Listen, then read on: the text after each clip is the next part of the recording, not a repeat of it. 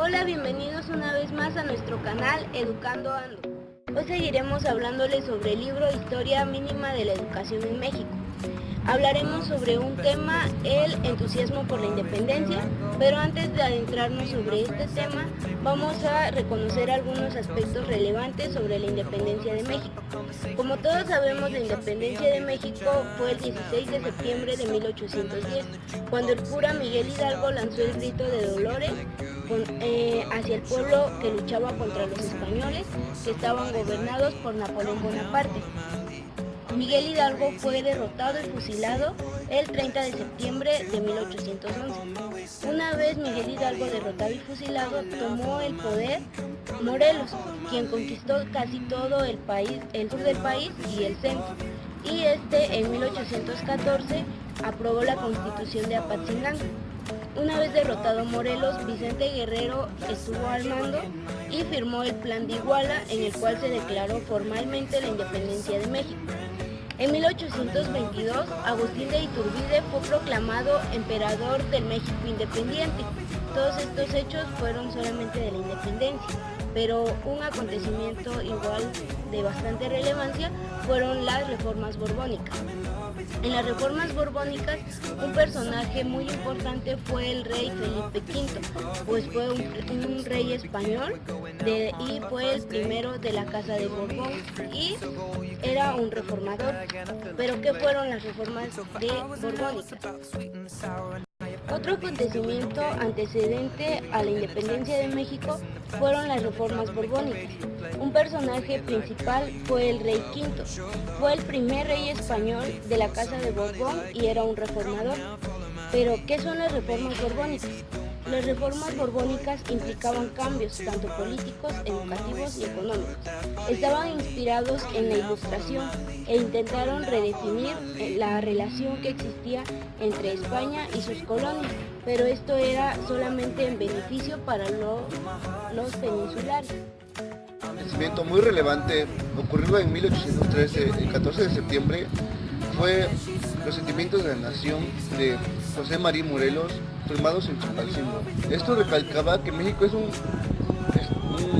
país libre e independiente de otra nación, que América es libre e independiente de España, que no se admitían extranjeros, sino eran artesanos capaces de instruir algunas clases en lo que es México o América y que sean libres de toda sospecha. También se prohíbe la distinción de castas y la esclavitud. Ahora sí, vamos a adentrarnos al tema que es el entusiasmo por la independencia. Al parecer, al México volverse independiente todo iba a ser felicidad, pero no. Una de las consecuencias que tuvo es que tenían que buscar a una persona para culpar por el atraso del país. Esto fue que, tanto económicamente, políticamente, México no estaba preparado para ya ser un país independiente. Un personaje importante en el tema educativo fue Alamán, quien promovió la educación de primeras letras en la creencia de sin instrucción no hay libertad. Él deseaba conservar la religiosidad del pueblo y combinarlo en esta parte de la búsqueda del progreso material.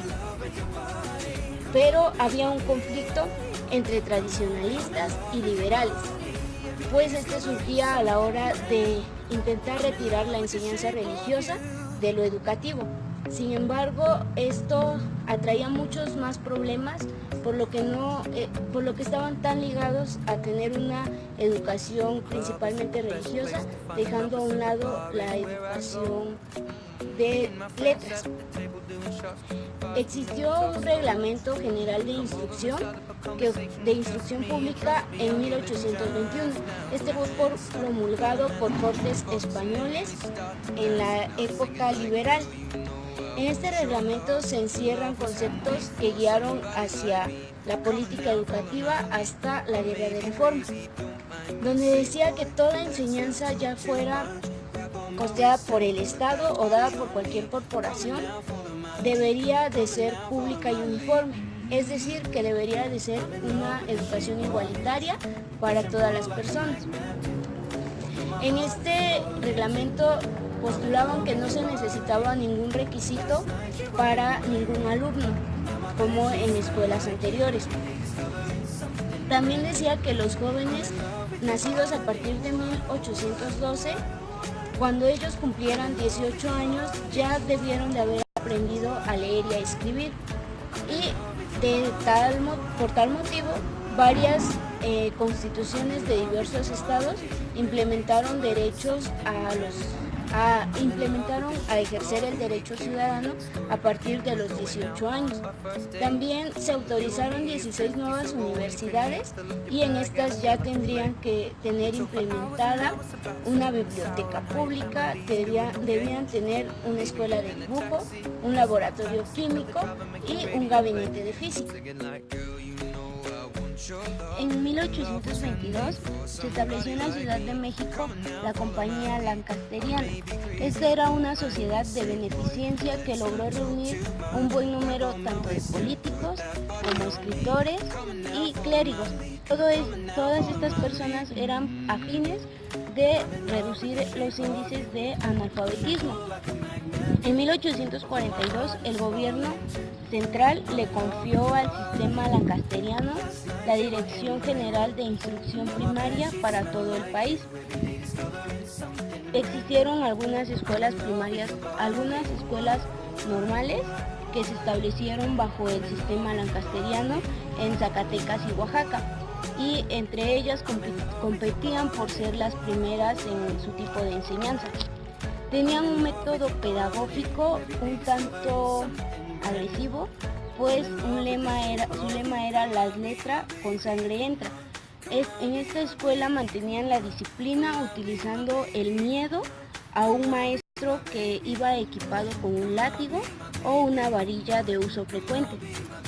A quienes tenían mala memoria, para ellos la escuela era un lugar fastidioso, aburrido, un lugar de humillación, de lágrimas y de dolor. Como le decíamos anteriormente, México aún no estaba preparado para una vida independiente y los comienzos fueron un tanto difíciles. Se nombraron comisiones que estas denunciaban el atraso universitario y pronunciaron discursos que propusieron reorganizar la educación secundaria y primaria. Una propuesta que tuvieron del Congreso de 1823 consistía en crear escuelas públicas para mujeres adultas y para niñas, la cual no se realizó, simplemente se quedó archivada, pues no lo aceptaban. En la primera década, diversas instituciones educativas sufrieron un severo deterioro ante la Guerra de Independencia. Algunos frailes tenían colegios de primeras letras y para varones solamente. Estos tenían maestros que daban clases particulares en sus casas. En 1843 habría unas 3.310 primarias en el país aproximadamente. En esta década no todo fue malo.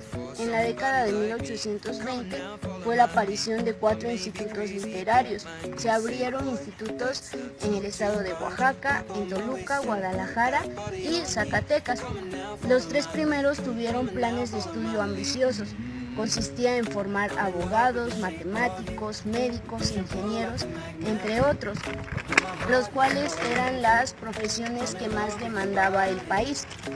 Todos los institutos terminaron siendo escuelas secundarias, una profesión que era muy arraigada y que exigía demasiado el país era la de ser abogados. Esta profesión era la más popular del siglo XIX. Era la de derecho, que necesitaba, pues el Estado necesitaba construcción de constituciones, leyes, artículos y demás. El Colegio Militar fue fundado en 1822 y este comenzó a producir ingenieros que sabían construir puentes, calzadas, edificios públicos. Entre los edificios públicos podemos hacer notar las presidencias municipales, cárceles, mercados y hospitales. Algunos pocos herederos del Colegio Militar terminaron siendo en el siglo XX el Instituto Politécnico Nacional y la Facultad de Ingeniería de la Universidad Autónoma de México. A pesar de todo esto, siguieron habiendo intentos para levantar al país y conformarlo mejor. Pero a pesar de todos estos planes y proyectos, los problemas no se resolvían. Aún ya teniendo profesionistas, teniendo abogados, empezando a implementar leyes, los problemas seguían. Durante la primera década de independencia, Iturbide perdió la vida ante un pelotón y fue de fusilamiento.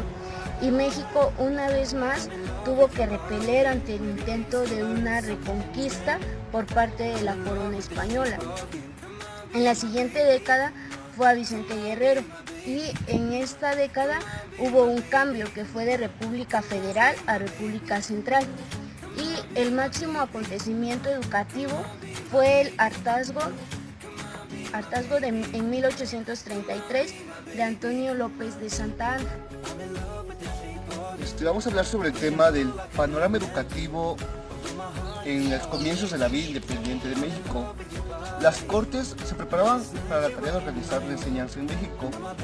Con los ingresos pocos que se obtenían en el gobierno estatal y ayuntamientos, no percibían ingresos para financiar las escuelas, reconociendo la enseñanza de primeras letras entre las que se llamaba educación primaria. Esta implicaba dos importantes acciones. Primero, extender la educación primaria y segundo, reemplazar el conocimiento y estructuras mentales de productos dogmáticos. Se intentaba crear un Estado moderno y próspero, justo, con pobladores y autoridades virtuosos, y se liberarían las calles de niños ladrones o personas malvadas. Durante el gobierno de Santa Anna en 1842, el esfuerzo hizo un pro en la educación. No se lograron las escuelas que se pretendían tener o los avances, pero fue un avance muy notable. Las escuelas se multiplicaron y la enseñanza primaria se perfeccionó de una manera muy sorprendente, pero se dificultó en que no se podían pagar los sueldos de diversos maestros en algunas escuelas. Al lograr la independencia se enfrenta a un futuro con pocos establecimientos donde se preparaban hombres cultos. Las universidades de México habían sido una de las primeras víctimas en la independencia, ya que los estudiantes fueron reclutados para lo que fue la guerra. También se redujo el número de lugares donde se daban esas enseñanzas a hombres cultos, que eran las universidades. A diferencia de esas épocas en México y Europa, se enseñaban de diferentes cosas, ya que en Europa se enseñaban lo que era filosofía, retórica y temas similares, y en México aún se implantaban lo que era religión, catecismo y entre otras cosas. También los libros de texto eran como muy escasos en lo que era México en aquel entonces, ya que las imprentas no estaban tan bien abastecidas como en Europa. Esto fue Educando Ando con un nuevo tema sobre historia y los esperamos la próxima semana con un nuevo tema sobre historia de México. Esperemos les gustara el video. Si sí les gustó, esperemos su like y una suscripción al video. Tendremos nuevos temas la próxima semana. Espero nos sigan viendo. Gracias.